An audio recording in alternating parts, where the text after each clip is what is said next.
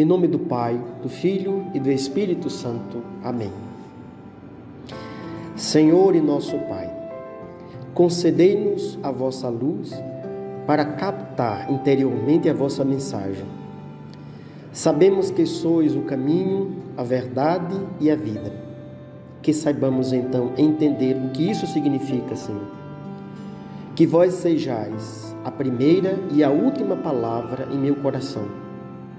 Falai, Senhor, que o vosso servo agora vos escuta. Meus amigos e irmãos em Cristo, começamos então o mês de setembro, dedicado ao estudo da Palavra de Deus, ao aprofundamento das Sagradas Escrituras. Aqui no Brasil, esse mês é dedicado à Sagrada Escritura. E aí nós queremos, ao longo desses dias, refletir o livro do Deuteronômio, que a CNBB propõe para nós como meditação da Palavra de Deus.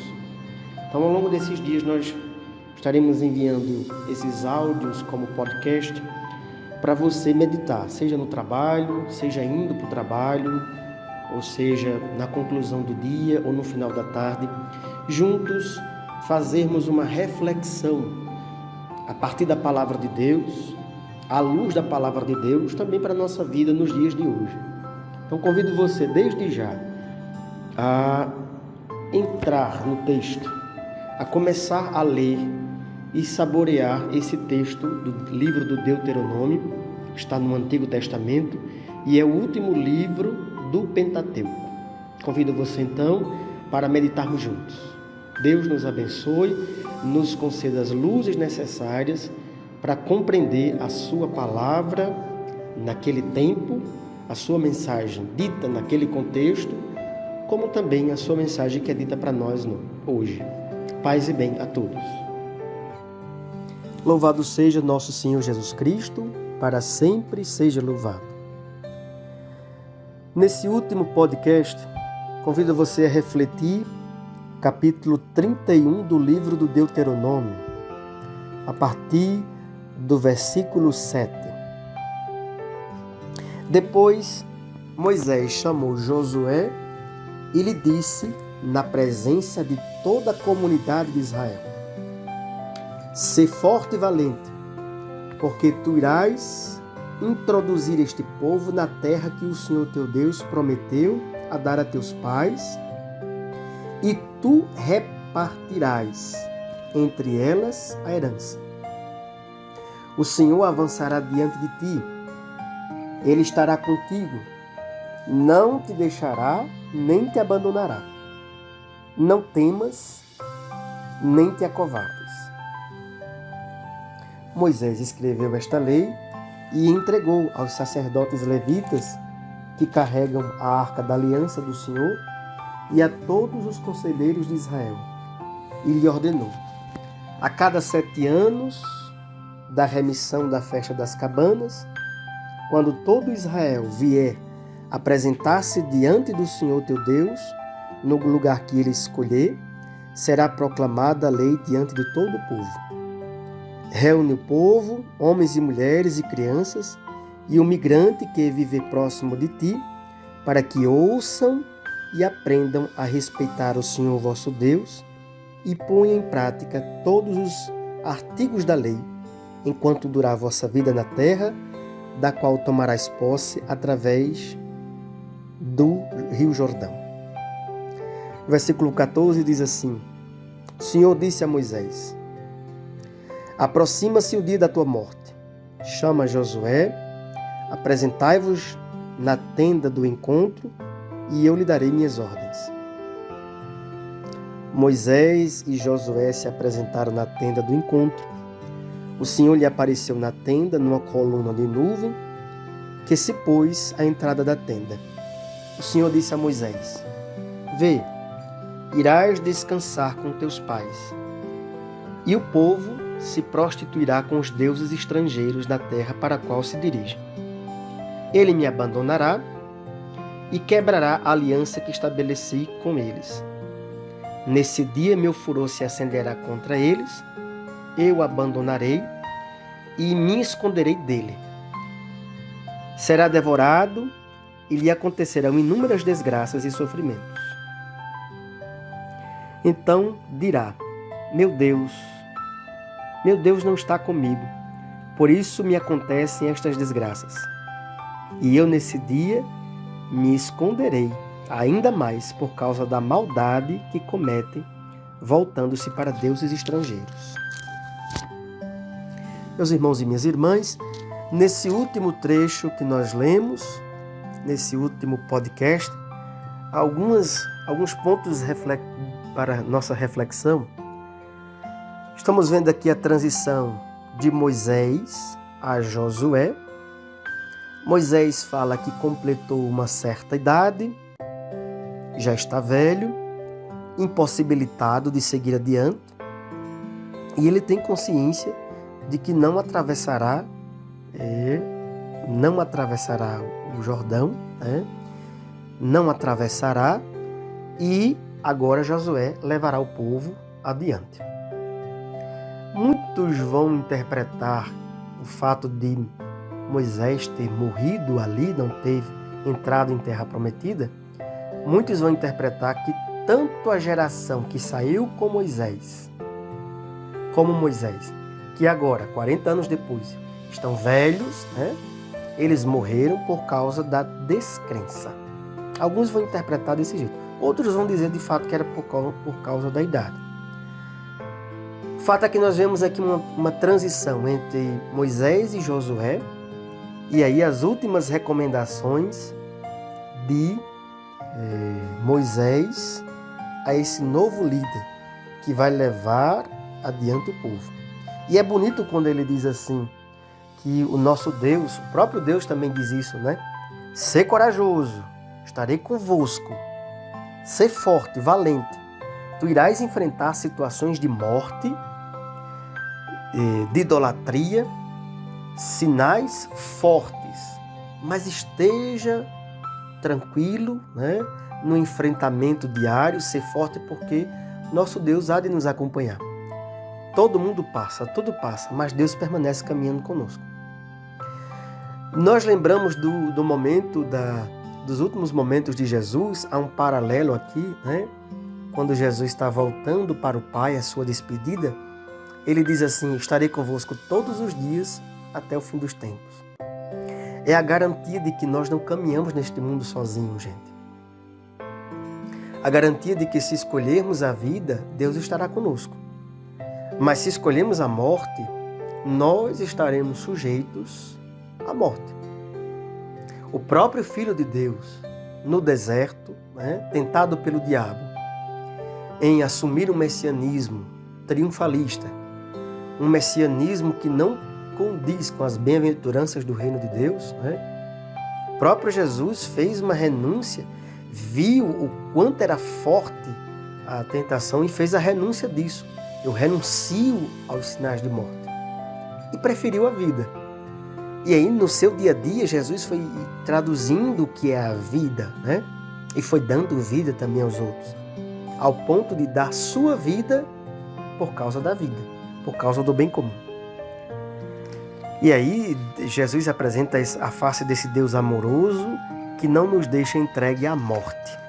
Nem a morte biológica e nem a morte dessas escolhas que nós fazemos ao longo da vida, que não nos traz vida. É bonito ouvir isso. Outra coisa aqui é o lugar de culto. Moisés ainda fala que nas tendas, Deus se manifesta, se apresenta ali naquele lugar de aliança. Mas na Terra Prometida, Deus vai escolher um lugar, e aí futuramente nós vamos ver que é Jerusalém, que vai ser construído o templo lá. Mas em qualquer lugar e no hoje da vida, seja feita a memória das coisas divinas. Depois o povo de Israel cria um apreço tão grande por Jerusalém, constrói um templo belo, O templo é derrubado, depois é reconstruído, O povo tem quase que uma idolatria por aquilo ali.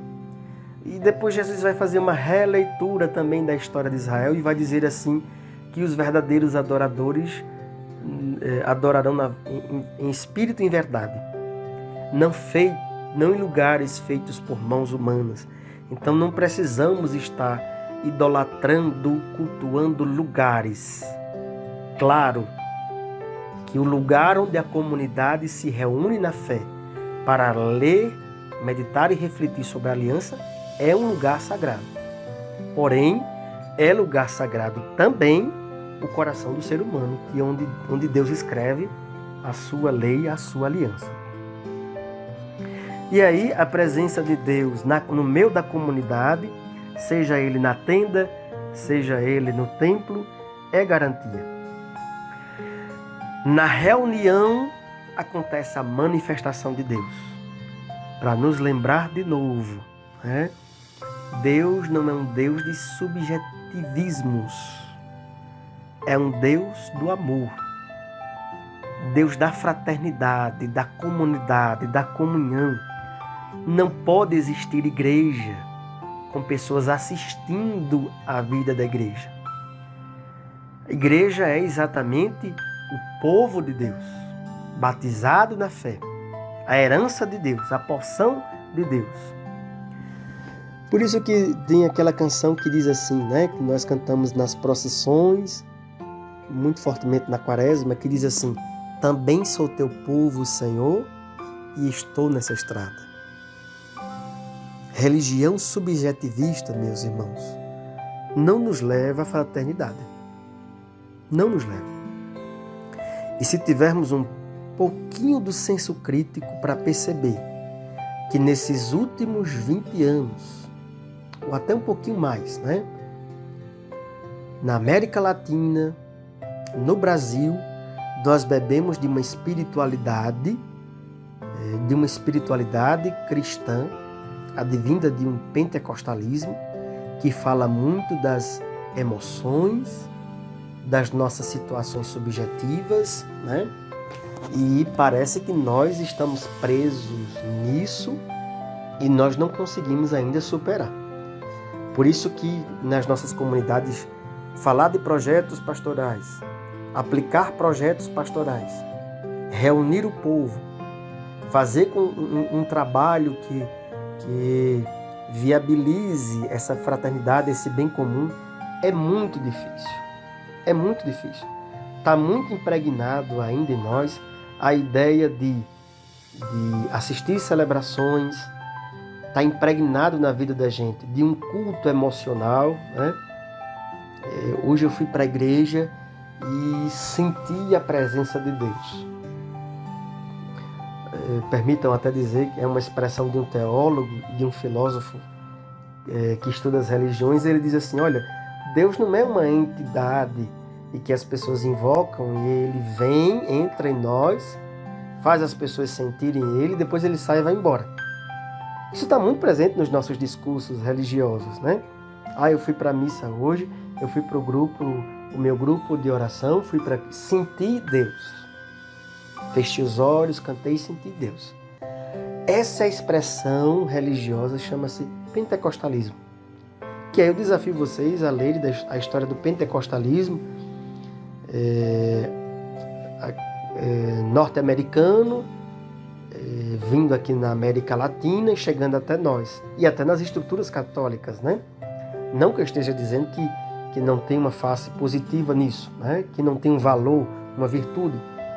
Mas em consonância com o projeto de Deus, com a tradição bíblica, nós estamos perdendo, se não já perdemos, essa ideia de comunidade de fé. Comunidade de fé.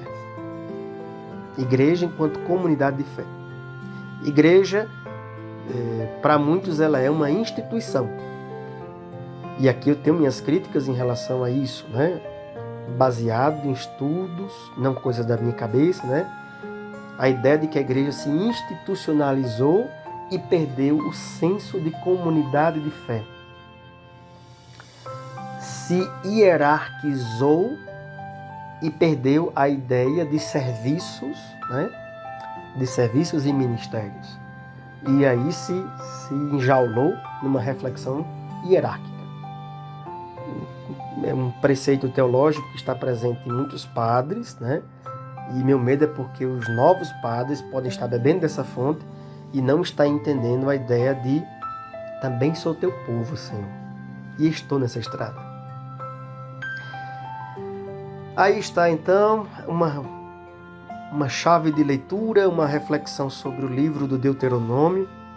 Espero que vocês aproveitem bem esse mês para ler, refletir, trazer também essa reflexão do livro do Deuteronômio, toda essa reflexão para os nossos dias, quando que nós estamos fazendo também uma releitura da nossa caminhada de país, de mundo, estamos à procura de referências, elas existem, estão aí, e se falamos de religião como instrumento, como referência, devemos entender de que religião estamos falando.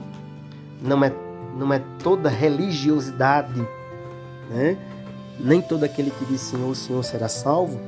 Não é toda expressão religiosa que está nos levando à aliança. Essa aliança do nosso Deus que vem desde Abraão até Jesus, culminando com Jesus. E que nós celebramos essa aliança. Que o Espírito Santo nos dê força, sabedoria, ousadia. Que aquela força que Moisés dizia a Josué, ser forte, esteja dentro de nós, para em nossos dias, em nosso tempo, podermos levar adiante o projeto de Deus e a nossa vida. Para fazermos uma ponte entre nós, Deus e o outro, e não construção de muros. Não construção de muros. Diante de ti põe a vida e põe a morte. Shema Israel, Adonai Elohenu, Adonai Elha. Escuta, Israel, o Senhor é o nosso Deus. O Senhor é o nosso Deus. Paz e bem a todos.